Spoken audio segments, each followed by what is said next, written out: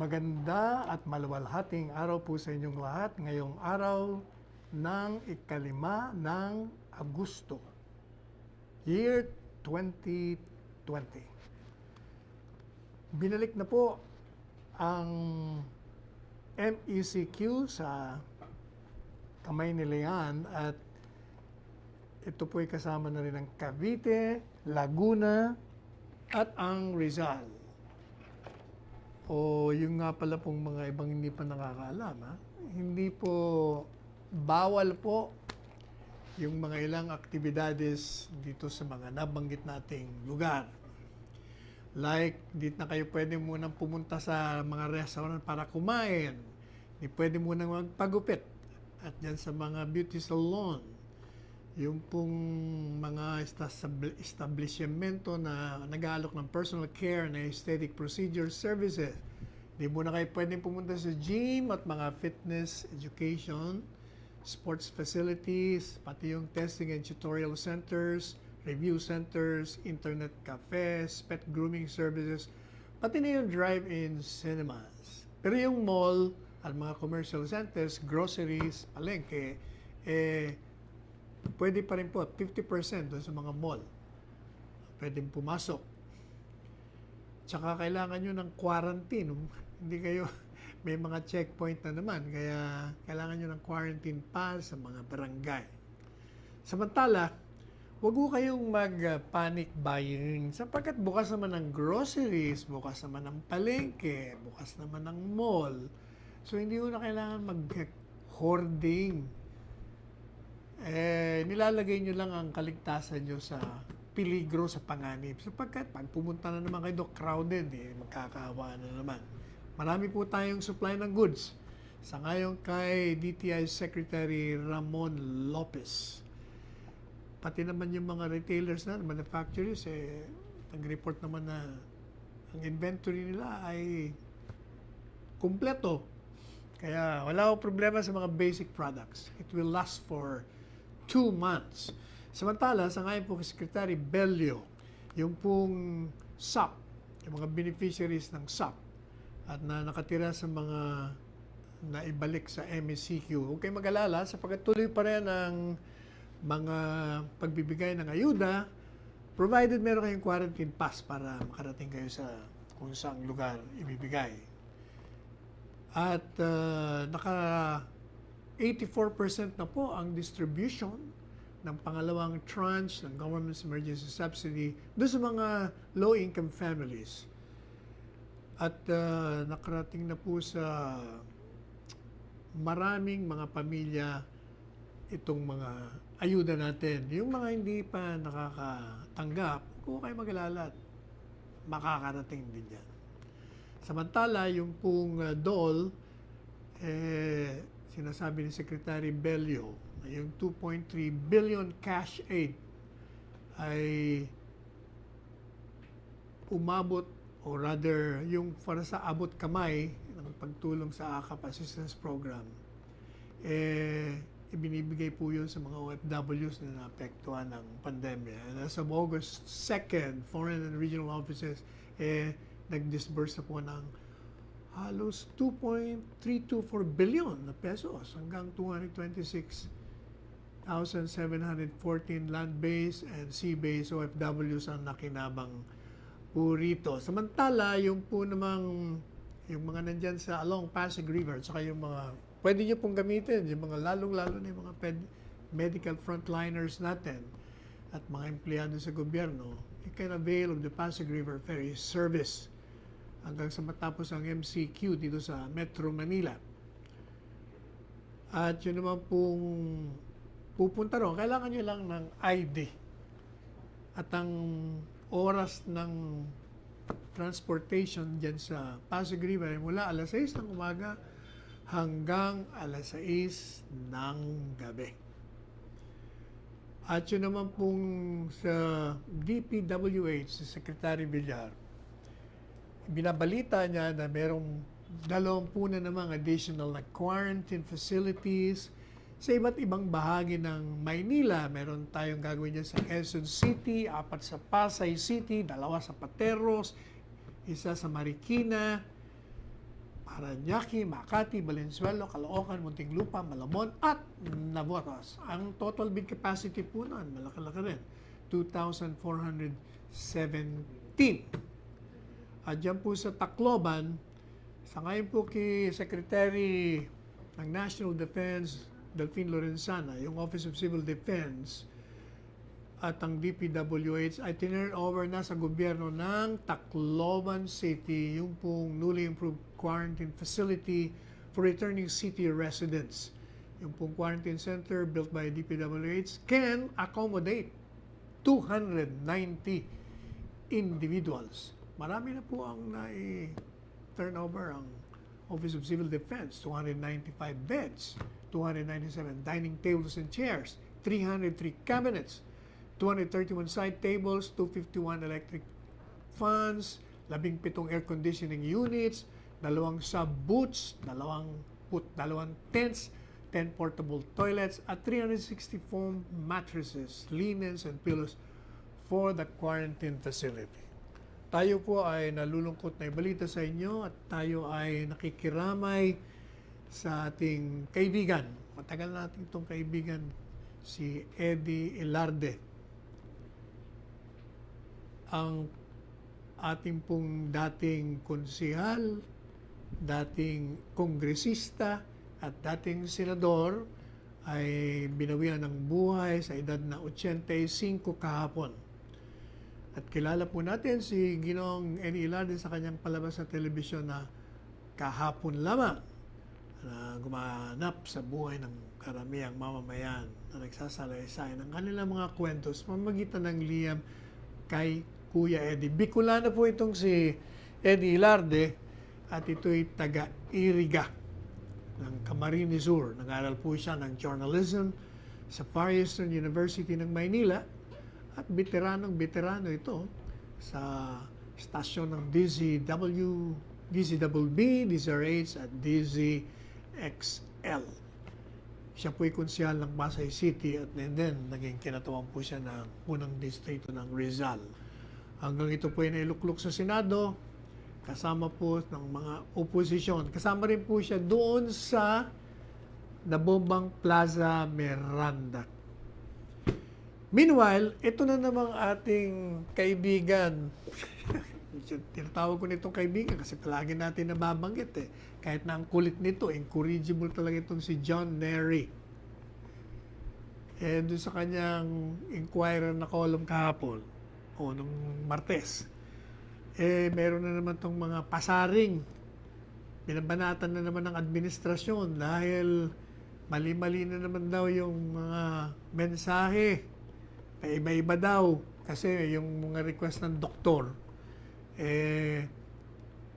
meron silang sulat at humingi sila ng kumare balik sa ECQ upang magkaroon naman sila ng pahinga dahil na-overwhelm na naman yung mga ospital natin. Pero ito daw administrasyon, unang-una daw tinanggihan. Pagkatapos, bumaliktad daw. Maya-maya na naman daw, meron na namang ibang salitang opisyal. Kung baga, alam mo itong sineri, wala naman ito nakitang magandang ginawa ng administrasyon. Pati yung late na naman daw magbigay ng mga payag si Presidente. Kung minsan, nagiging umaga. Bakit ba ikaw, Neri, masyado kang makulit pati yung oras? Kahit anong oras ang Presidente magbigay ng payag, okay lang yun. Sapagkat pag nagsalita siya, ang sambayanang Pilipino ay naghihintay ng kanyang mga pahayag. At kahit anong oras, yun naman yung paulit-ulit na inilalabas sa telebisyon.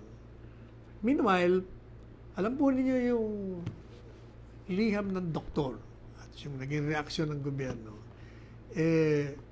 Umani na naman ng mga kritisismo, yung mga usual suspects natin.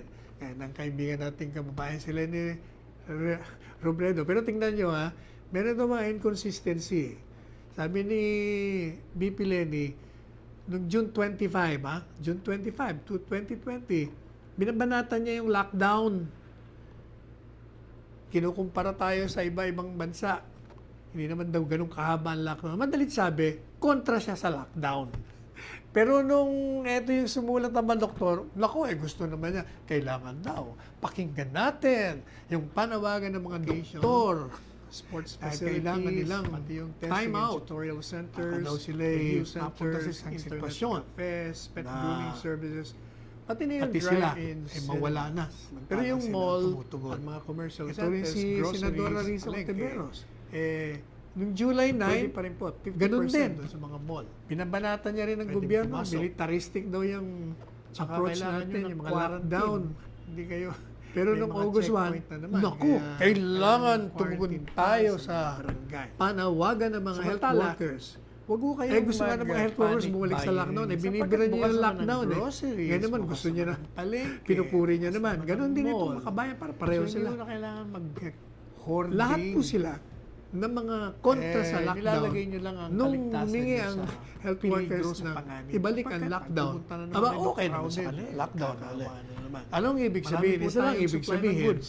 Ibig Sa ngayon sabihin, kay DTI kayo, Secretary Ramon wala kayo Lopez. talagang makitang maganda. Pati Basta naman yung nakakita mga kayo ng retailers puwang na na babanatan manufacturers, nyo ang gobyerno. Nag-report naman Binabanatan nyo. Gagaya nitong isa pa ito. Ay, Itong si Kumpleto. Richard Haydarian. kaya wala akong problema sa mga basic products. It will Dog. last for Anyway, 2 isa ka pa. months. Makulit ka Samantala, rin. sa ngayon po, Secretary Ayaw mo rin Bello, ng lockdown. yung pong binabanata mo. SAP, Presidente yung mga daw ng lockdown. beneficiaries Pero ng ngayon, SAP, pabor at ka rin doon nakatira sa sa pagbabalik mga ng lockdown. na ibalik sa Talaga naman MECQ. kayo. Huwag kayong mag-alala sapagkat tuloy pa rin ang Baga, mga nakatuloy ang pagbibigay nanay ng mo, ayuda. nanay mo, pag ganyan ang Provided ganun, meron kayong pinipingutang quarantine ka ng pass tenga para eh. makarating kayo sa Kumbaga, kung saan lugar ibibigay. pasaway. May balik At mabalik tayo sa mga pasaway. 84% na po ang Talagang distribution napakahalaga ng pangalawang tranche panawagan ni ng Presidente, emergency yung pong subsidy. talagang Doon sa face mga low-income mask, kailangan families. po natin isuot ito at saka yung At face nakarating na shield. po sa Ito po ang panangga natin maraming talaga mga pamilya dito sa itong mga coronavirus. ayuda natin. Yung At mga kahit hindi na pa ano pong gawin ng gobyerno, nakakatanggap, anumang huwag kayong gobyerno mag-alala. sa buong mundo, Makakarating din yan. kung hindi po Samantala, magko-cooperate yung pong tayong dole, taong bayan, talagang sinasabi ni po Secretary tayo Bello, magtatagumpay. yung 2.3 billion Yan cash po ang aid kailangan na kailangan ay po natin. now, yung Umabot, pong or rather, ginawa ni yung Presidente, para sa abot kamay, meron pa tayong mga pagtulong sa AKAP nababasa, program. mga pailan-ilan, Ibinibigay isa, po dalawa, yun sa tatlong mga doktor. OFWs Na iba naman ang naapektuhan binabanggit. ng Kasi yung ibang pandemya. official As of na narinig ko August nagsasalita 2nd, na foreign interview. interview officer, Okay na sa kanila yung nag-disburse na po ng MECQ.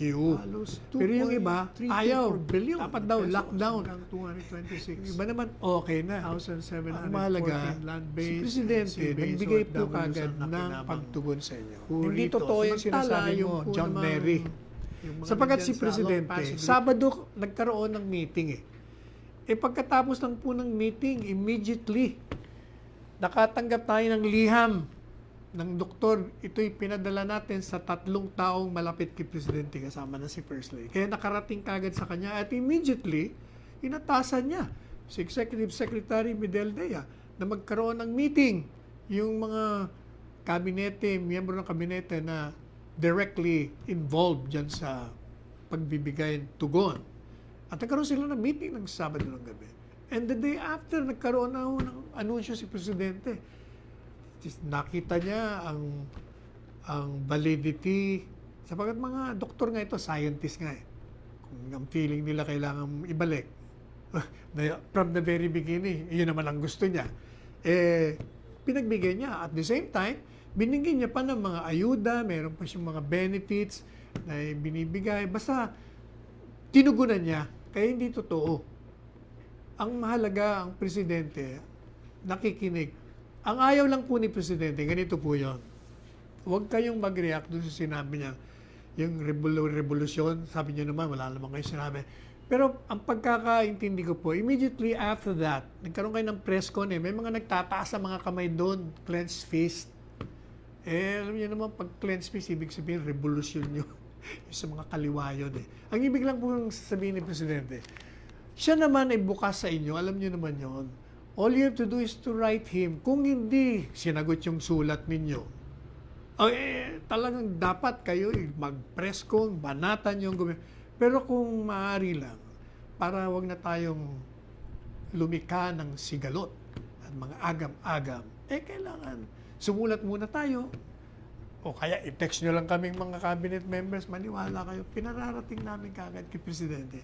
Ano man ang mga problema nyo, meron kagad na solusyon si Presidente. Ang mahalaga, si Presidente, siya po ay palaging bukas ang kanyang isipan at puso at isa lamang ang kanyang panuntunan palagi, ang general welfare ng mga kababayan natin, ang kalusugan, ang kaligtasan. Kaya nga hindi ho ba, kaya nga siya immediately nag-impose nga ng lockdown O ngayon, nakikita nyo na ang validity ng lockdown kasi mismo mga doktor nagsasabi, lockdown muna tayo para masawatan natin. Ang problema, yun na nga, alam nyo, kaya tayo mag-lockdown, meron pa rin mahahawa kasi kung hindi naman tayo sumusunod sa mga minimum requirements ng safety protocols. Babalikan po natin kayo, panandaliang break muna.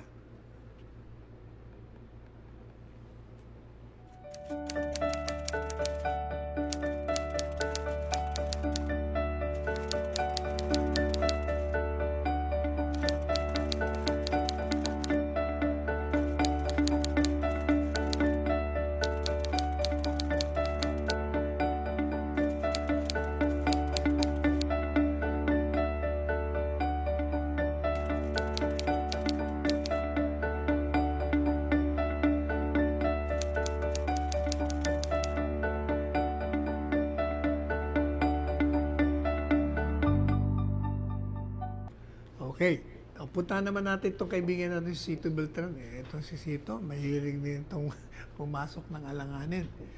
Kailangan daw, dapat hindi nag-react si Presidente, dapat tinanong niya, bakit kayo gumaganyan? Hindi na yung nagagalit na, alam mo, Sito, ganito yon. Kasi sinasabi ni Sito, siguro daw, kaya ginawa yun ng dahil si Presidente raw napapaligiran ng mga close circle niya na pag pinarating mo naman hindi totoo po yun. Mulat sa poll, nakakarating kay Presidente. Marami ang nagpaparating kay Presidente, hindi po nakakaligtas kay Presidente yan.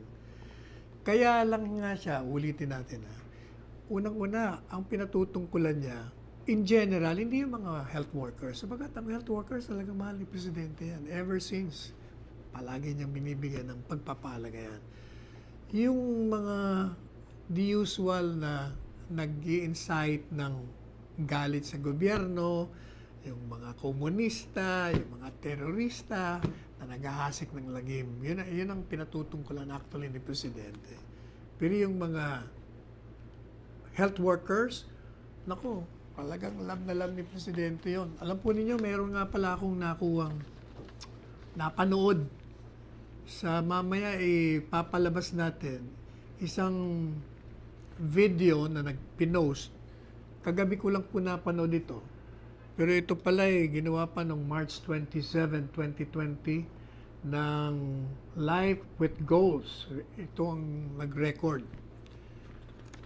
At ang nagsasalita sa background para ito po'y tribute at panawagan ng mga health workers ay si Apet Cruz, isang local government worker ng Nueva Ecija. Maganda yung kanyang ginawang video ng Life with Goals. Hihingi tayo ng permiso sa inyo, pero palagay ko gusto nyo rin ito dahil precisely kaya nyo inilabas para makaabot. Pinaarating niyo sa social media. So, gusto nating ilabas mamaya itong video tungkol sa mga health workers. At kung mamari sa inyong kapaintultan, every program natin, ilalabas natin to para malaman nyo kung gaano kahirap, kahalaga, na pangalagaan natin ng mga health workers sapagkat sila talaga ang maaasahan natin. Gaya na nga sabi ng Presidente, huwag naman kayong atras sapagkat sino pa bang aasahan namin kung hindi kayo, hindi naman kami mga doktor. O yun po ang panawagan ni Presidente. Ituloy na po natin yung SONA speech ni Presidente, marami tayong natatanggap na feedback, nakakatanggap tayo ng mga text. At ituloy daw natin yung SONA speech sapagkat naiintindihan nilang mabuigi na maganda raw pala ang SONA speech. Ito po yung continuation. I renew my call for Congress to pass the National Housing Development Bill and the Rental Housing Subsidy Bill. This will enable Filipinos, regardless of social status, to live in decent homes where their families can lead meaningful lives. Tinatawagan ko ang Kongreso na kumari ipasa nyo na ang National Housing Development Bill at ang Rental Housing Subsidy Bill sapagkat ito ay makakatulong sa mga Pilipino anuman ang kanilang kalagayan sa buhay upang magkaroon sila ng dissenting bahay kung saan ay magkakaroon sila ng may buhay na kahulugan, may kahulugan. And I also call on Congress to amend Republic Act number 10912 or the Continuing Professional Development Act of 2016. In this time of great pandemic and forthcoming reconstruction, requiring our professionals to undergo seminars is burdensome and not realistic. This must end. Kaya nananawagan po ako sa Kongreso na kumari amyandahan po natin ang RA 10912 o yung Continuing Professional Development Act of 2016. Sabagat sa panahon ng pandemya, at kailangan po nating magkaroon ng reconstruction upang itong mga professional natin ay magkaroon ng mga panibagong mga seminar at saka yung pong hindi nakakabigat sa kanila. Kailangan tigilan na po natin itong mga unrealistic at burdensome na mga seminar. Ito pang isa. May mga profesyon. Singit ko na lang ang lahat. Total, this is to inform the nation. May mga profession na they would require, I think it's the nurses, they would require them to come to Manila to retrain and for another round of expenses. Itong mga seminar na ito, dapat mahinto na ito. I don't know in other provinces. But during my time, nung ako'y alkalde ng Davao, yung mga barangay expeditions ng mga opisyal, naku, hininto ko yan. Which reminds me, I will act this also in due time. Muli akong nananawagan at nananawagan na po ako sa ating mga kababayan. Nabigyan po natin ng ating pagyaman itong mga health workers. Kailangan ilagay po natin sa mabuting sitwasyon ang ating mga health workers. Talagang bigyan po natin ng matinding tribute itong ating mga health workers sapagkat panahon na po na ipasa natin yung advanced nursing, yung pong Nursing Education Act, kasama yung Batas Instituting Medical Reserve Corps. COVID-19 will not only be the last pandemic. We need to create a National Defense Prevention and Management Authority to better respond to future outbreaks. Kailangan po tayo lumikha ng isang pambansang pagpigil ng mga ganitong klaseng sakit at kung paano natin i-manage para kung may mga darating mga future ng ganitong pandemya ay madali nating matugunan. At kaya tayo, we count on Congress' full support. You can just let it remain for a while in the Department of Health kung wala pang pera. But you have to expand the services or it will also entail a little bit of money, but really as much as expensive when you set up a department. In the long term, we're looking into the creation of the National Defense Prevention and Management Authority. Kailangan po talaga magkaroon tayo ng National Disease Prevention and Management Authority para mas lalo po tayong handa sa mga ganitong uri ng pandemya. Mapangalagaan natin ang buhay ng tao at hayaan natin itong departamentong ito tutugon. Sa ngayon, hayaan muna natin ng Department of Health. Pero we are counting on the full support of Congress for this critically important endeavor. Umaasa po tayo sa Kongreso na tutugon sila dito sa tawag ng pangangailangan. I don't know, but I'll leave it to Congress to really, it's another department. There seems that it could be a multi-layer redundant thing between the health and the proposed department. Bahala na ang Kongreso. Basta para sa akin, kailangan meron tayong mas malawak at readyng departamento para dito sa mga darating mga pandemya. I call on Congress to prioritize the passage of a law for the unified system of separation, retirement, and pension ng military and uniformed personnel. Kailangan pong ipasa ng Kongreso ito pong unified system of separation, retirement, and pension of the military and uniformed personnel, without, however, diminishing the benefits that our uniformed personnel are entitled to under existing laws. Ipasa natin yun, pero wag nating sirain yung dati ng mga benepisyo na tatanggap nila.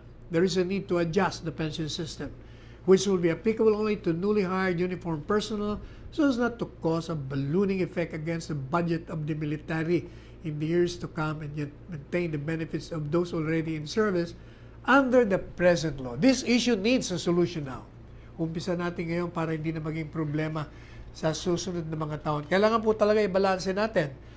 Maglalagay tayo ng bagong mga pensyon, pero yung mga dati na, wag nating gagambalain yon. I want to, this is not politicking. I'm not running. Hindi ako tatakbo, hindi ito politika. I cannot run anymore. Alam niyo na, hindi na ako pwedeng tumakbong muli. Yung dinoble ko yung sweldo ng police pati army, it was really a clarion call para for them also to have a decent life.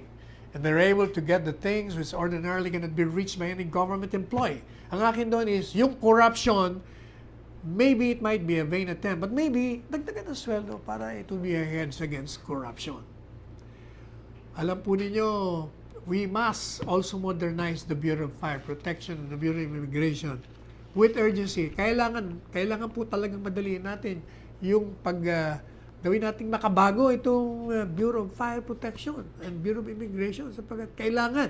Alam mo sa Davao, kung pupunta po kayo, if you go there, I can show you one of the serviceable trucks, fire trucks that we have in the city of Davao. Of course, ang city mayroon ng sarili aside from the Bureau of Fire.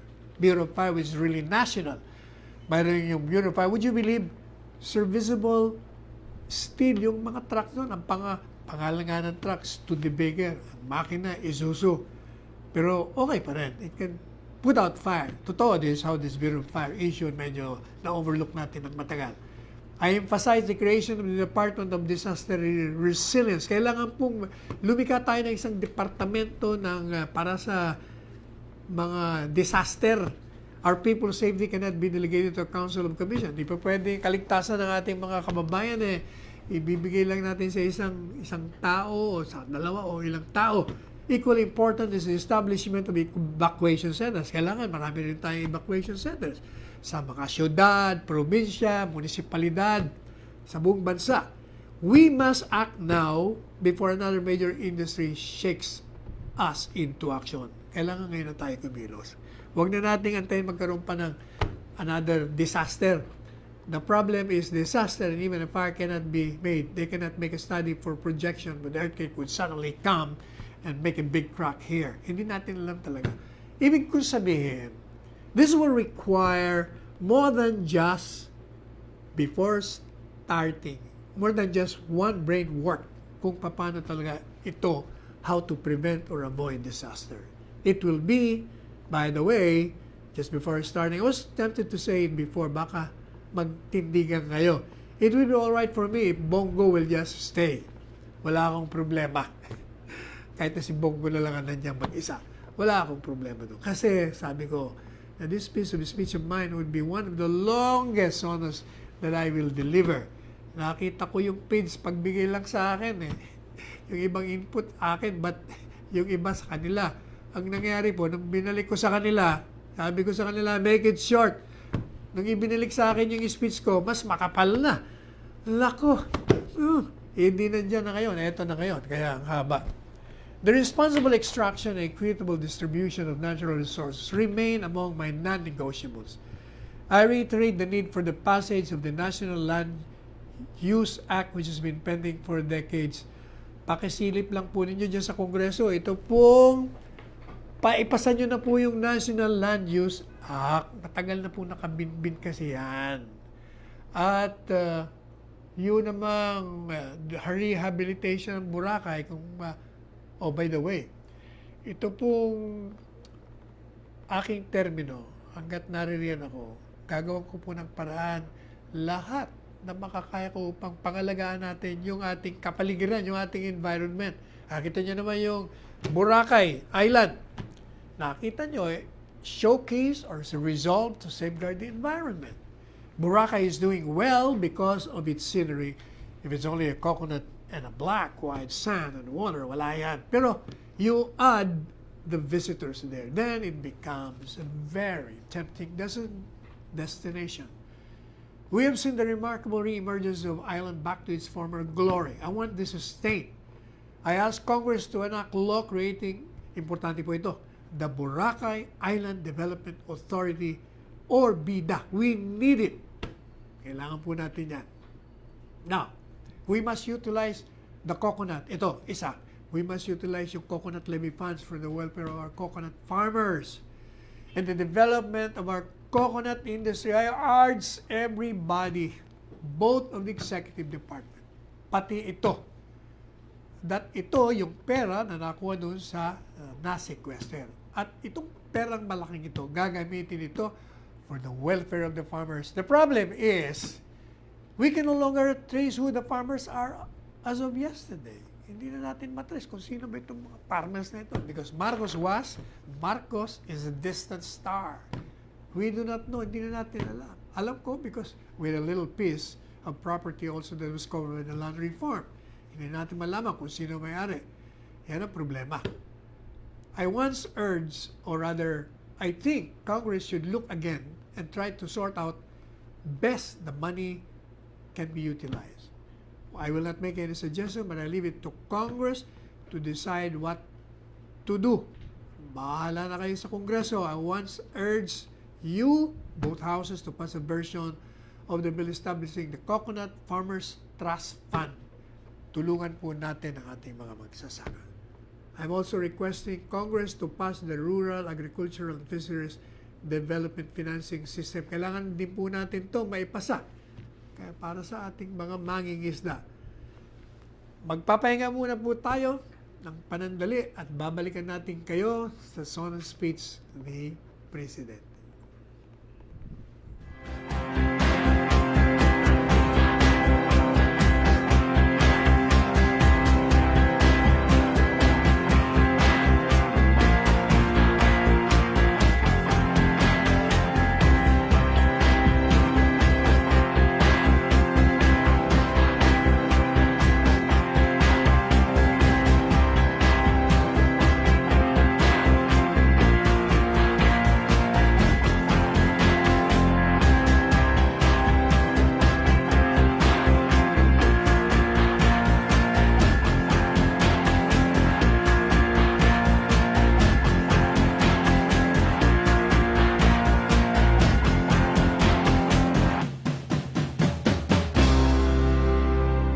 Okay, yung binanggit ko sa inyong video ng Life with Goals, palabas po natin para makita nyo, ma-appreciate natin yung mga health workers natin. Ito po ang binibigay ng pagpapahalaga ng Presidente Rodrigo Roa Duterte. Mahal natin ang ating mga workers. Pakinggan po natin ang kanilang hinaing at ang kanilang panawagan sa ating lahat.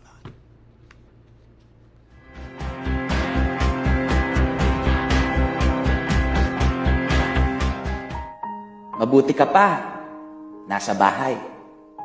Sa natutulog mong anak, ikaw ang nakadantay. Matay.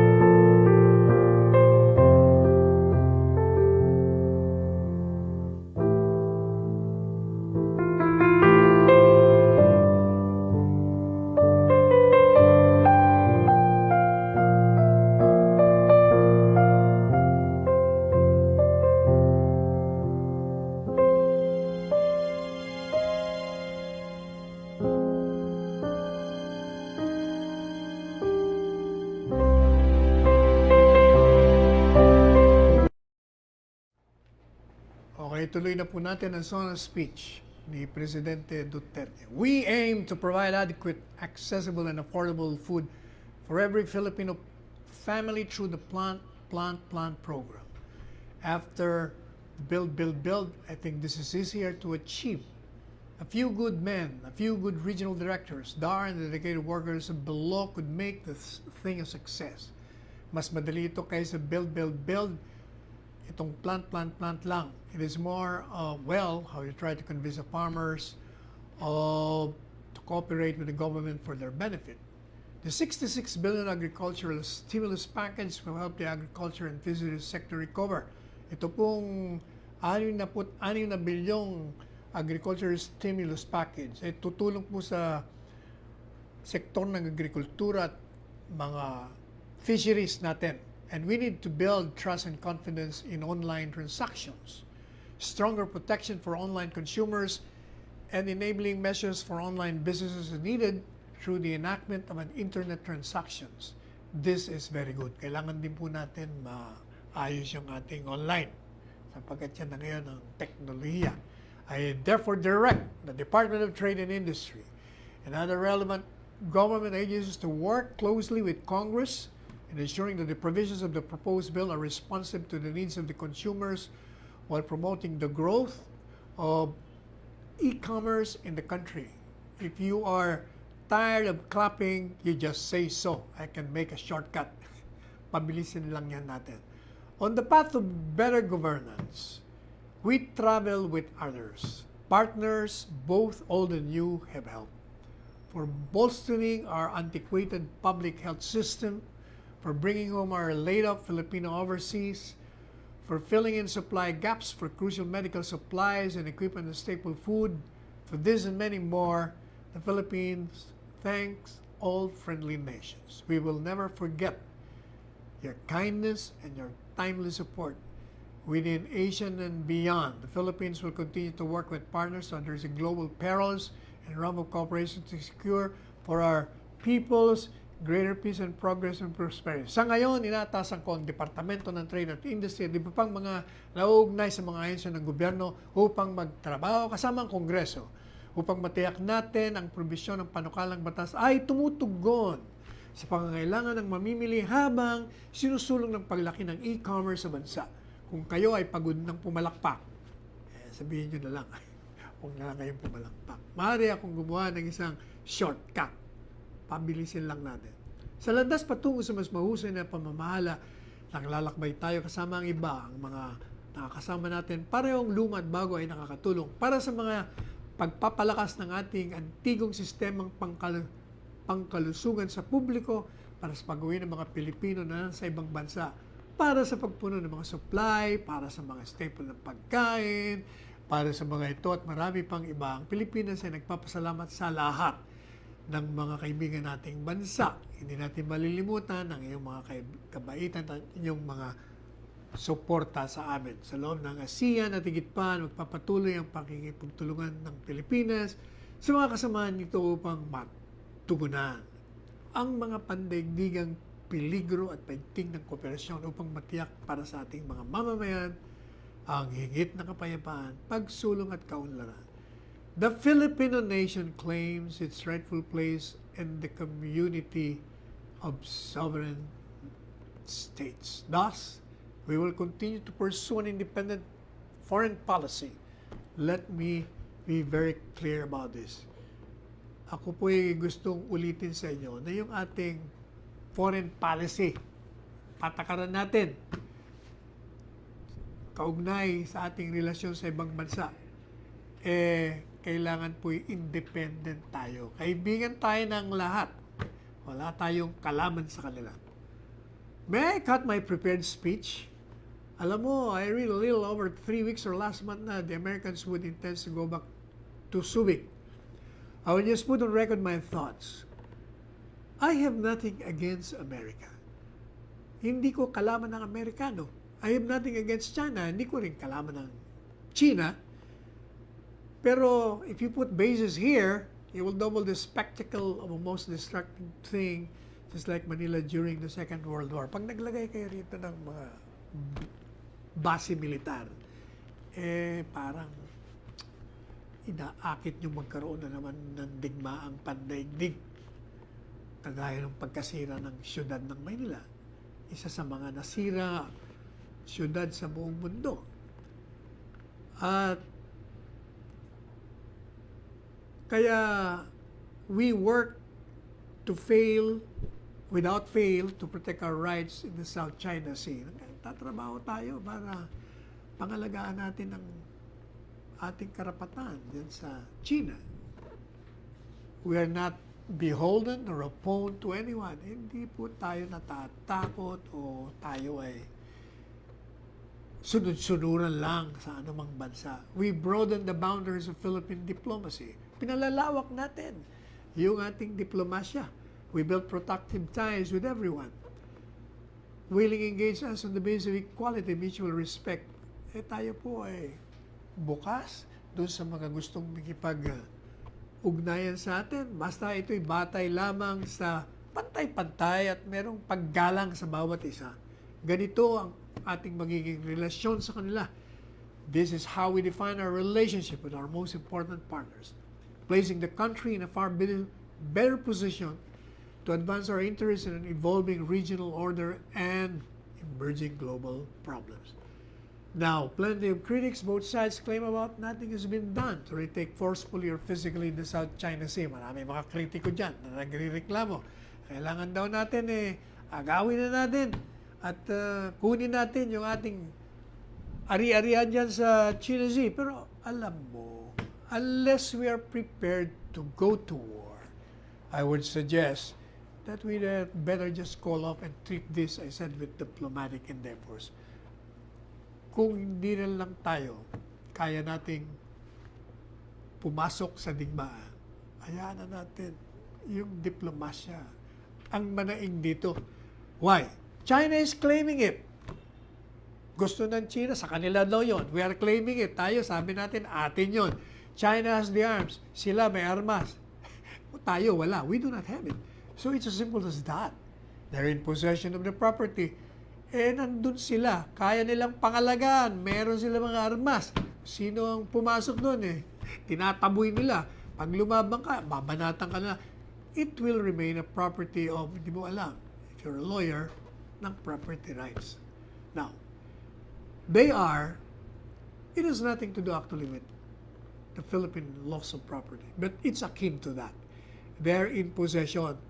Pag sinabi kong in possession, ibig sabihin, kaya nilang pangalagaan yung kanilang kiniklaim.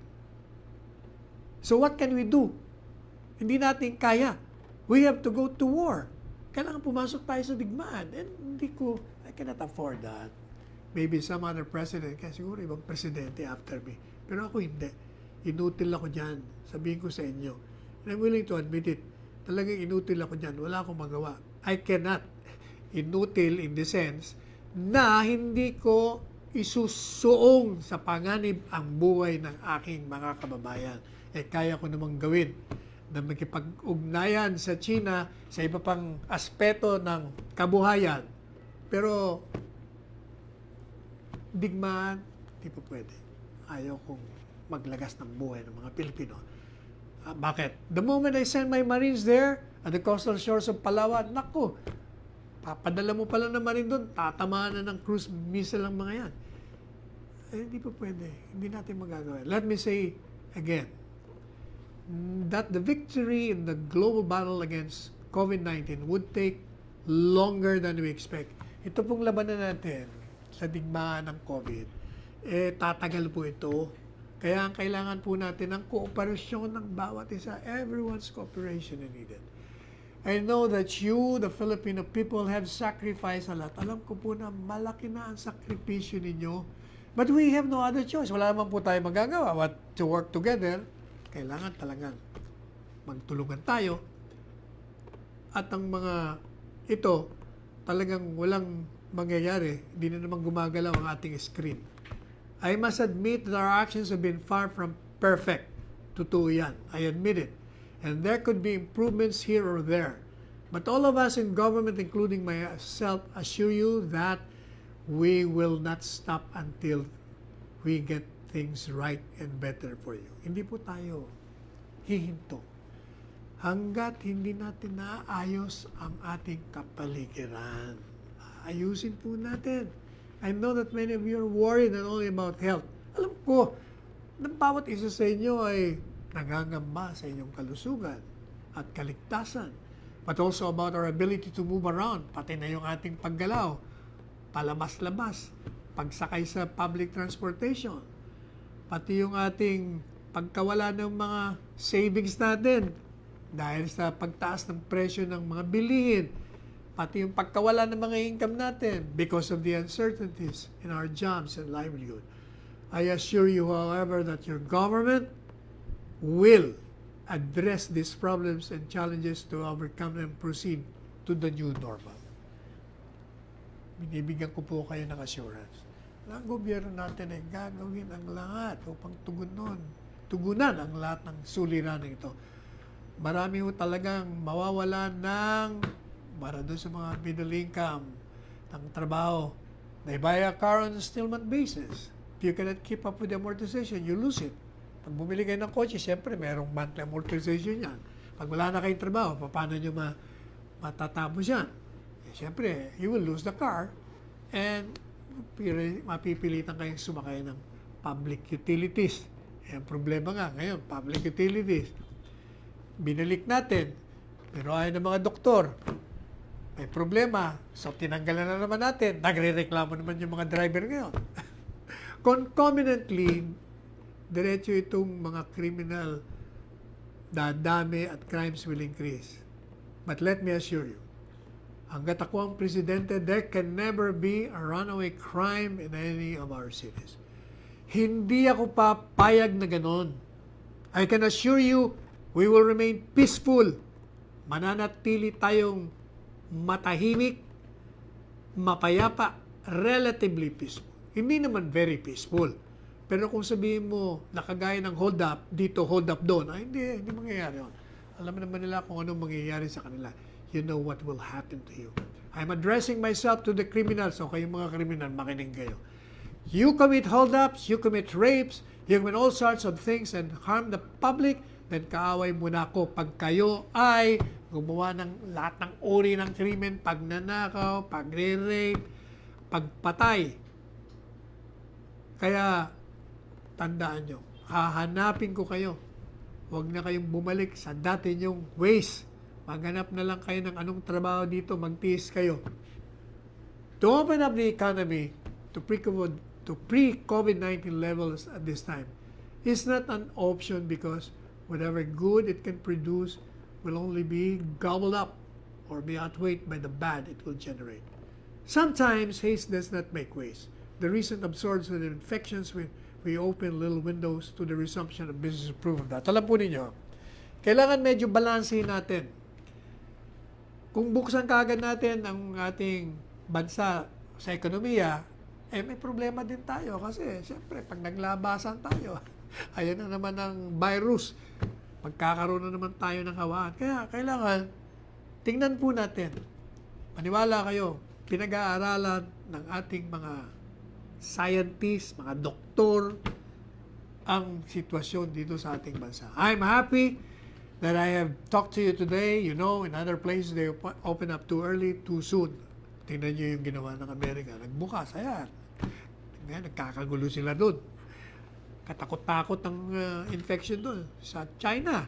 Hindi ba nagkaroon din sila ng absurd doon? Buti, medyo na-contain nila. At ang iba pang lugar, talagang buong mundo naman talaga, at least the World Health Organization, nandyan at tinaalalayan tayo. We are not ready and therefore we will not gamble with the lives and health of the people. Tandaan nyo, tayo'y hindi handa na isakripisyo natin ang buhay at kaligtasan ng ating mga kababayan. Certainly, no one would want to end up on the negative side of the equation. Not me, not us. Hindi po ako papayag na mangyayari na kaligtasan na itatapon lang natin. Hindi ho ako papayag. All I ask, Ang pinapakiusap ko lang sa inyo, magtiwala po kayo sa inyong pamahalaan and work with us in achieving what is best for our country and our people. Kung ano makakabuti po sa atin, yun po gawin. Together, sama-sama po tayo. Gawin po natin. Mahirap basahin talaga itong speech nito. The most that we can to ensure that the health, safety, and well-being of every Filipino, especially those severely affected, are taken care of. Basta tandaan nyo, inaalagaan natin yung mga dapat alagaan. Together, we shall fight this pandemic. Sama-sama tayong lalabanan ng pandemic ito ng ganong kahigpit ang ating dedikasyon as our campaign pareho ng ating pakikipaglaban sa illegal droga, sa kriminalidad, yan sa rebellion, sa korupsyon, at sa lahat ng uri ng mga vested interest. As a government worker, bilang isa pong lingkod bayan ninyo, I am addressing each and every Filipino that the government cannot do this without your help.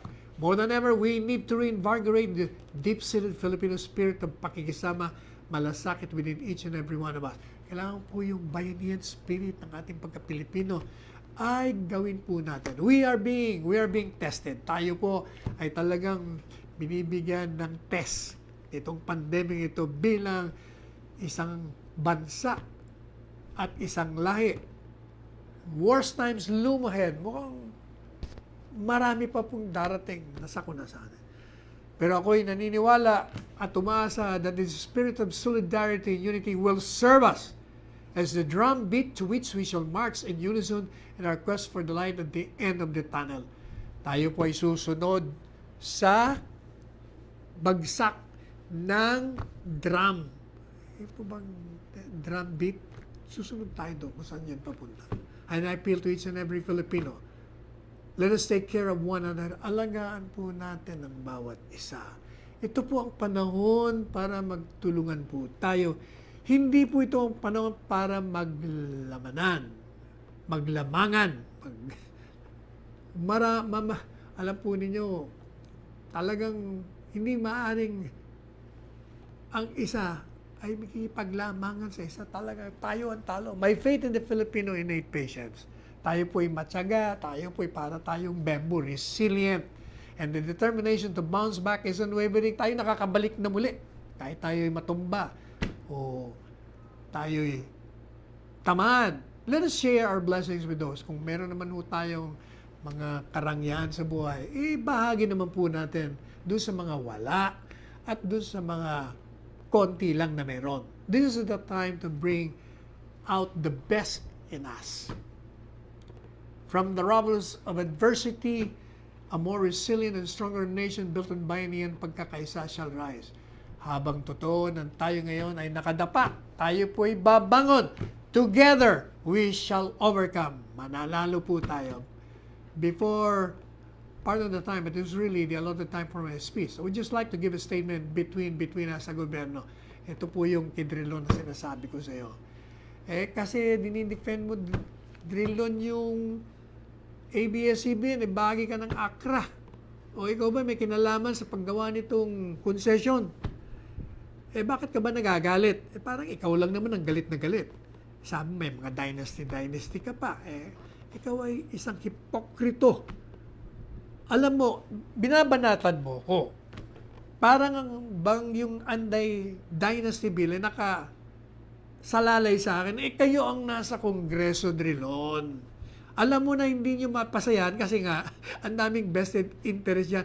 Ikaw na dyan sa Kongreso, matagal ka na dyan. Naging Senate President ka pa. Pagkatapos ako ang babalikan mo. But you know, to take it against me for protecting my country is something which I really resent.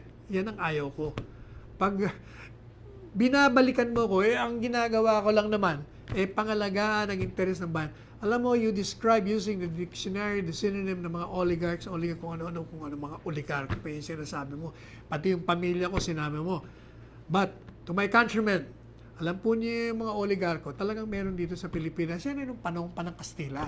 And the Spanish lands, pati yung Friar lands, kaya nga marami silang lupa yung mga Kastila. Nakita niyo yung mga Ayala. Pero matagal na po yun eh. It has been forgotten. Ang oligarkong sinasabi ko, yung nagkokontrol ng tubig, ng elektrisidad, ng enerhiya. Yan ang oligarki mo, Drilon. hindi yung oligarkong sinasabi mo.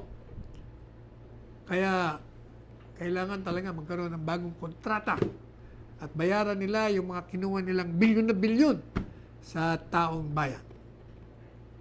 For example, yung water treatment, nandiyan sa kontrata, it's in the billing, kinokolekta, pero wala naman sila, wala namang water treatment facility. We do not even know. Yung mga abogado, kung sino yung mga abogado gumawa nun, hanggang ngayon, hindi natin alam kung sino yung mga yon. Itaas mo na yung screen at hindi naman gumagalaw. Would you think Ayala would get the service? Hindi ba? Mga Ayala naman, may akra ka. Anyway, yan ang mahirap eh. I'm sorry but I have to say this to you. Ayokong sabihin to sa iyo, pero sinasabi ko sa iyo para hindi sana itong pananason, pero may karapatan din ng taong bayan malaman kung anong dapat malaman nila. Tayo na naman ang tao magsabi. Inahawakan ninyo yung tubig, electricity, basta kailangan maayos yan. Ayusin natin lahat yan. Hindi na naman gumalaw yung screen. Talaga naman. At saka yung linya, yung choice, pati yung pong linya yun, alam sa gobyerno yun. Pag hindi nyo kayang gawin yan, kukunin natin yan.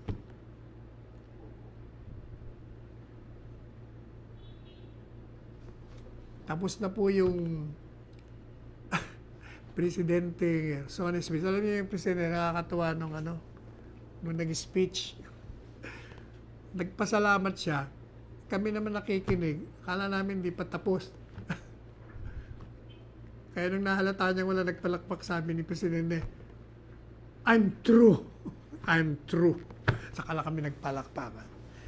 Anyway, mukhang sa oras na naman po tayo. Inabot na naman tayo ng oras. Gaya ng pakiusap ni Presidente at ng programa. Suot po natin ang ating mga face mask. Ayusin po natin. Ganyan. And face shield. At saka po ngayon, lalo na ngayon, MECQ, manatili po tayo sa bahay. Huwag na muna tayong labas ng labas. At kung tayo lalabas, abay magdistansya naman kayo dyan sa grocery, sa palengke, dyan sa mga butika. Saka palagi kayo magugas ng kamay, sabon, 20 seconds. Patigit sa lahat, manatili muna kayo sa bahay. Para naman yung mga doktor natin at mga health workers makapagpahinga doon sa mga may kakaroon ng sakit. Ito po ang inyong lingkod, Salvador Panelo, lingkod ng bayan, nagsasabi po sa inyong, let us tread the path of roses and let us go beyond the path of thorns. Magmahalan tayo. And I love you all.